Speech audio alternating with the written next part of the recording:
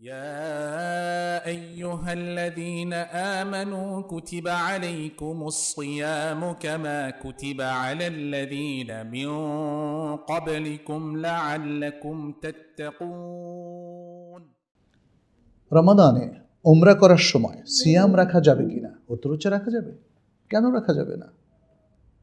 যদিও উমরা করতে যাওয়া মানেই হচ্ছে সফরে যাওয়া, আর সফরে গেলে সিয়াম ভঙ্গ করা যায়। এ প্রসঙ্গে আমাদের একাধিক প্রশ্নের উত্তর আছে, সেখানে সবখানে আমরা বলেছি যে মুসাফির অবস্থায় যদি কেউ রমাদানে থাকেন তাহলে তার এই সফরের কারণে তিনি সিয়াম ভঙ্গ করতে পারেন, যেহেতু আল্লাহ সুবহানাহু ওয়া তাআলা সূরা আল বাকারাতে 184, 185-তে দুইবার এই রুখসাতটির কথা ঘোষণা করেছেন।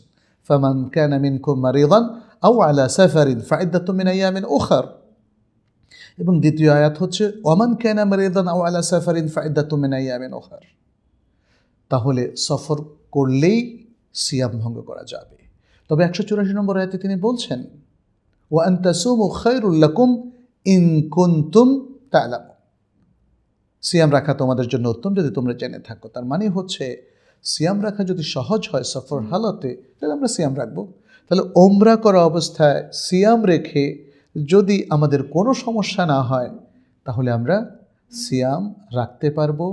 সফর হালতে ওমরা করা অবস্থায় কোনো সমস্যা নেই।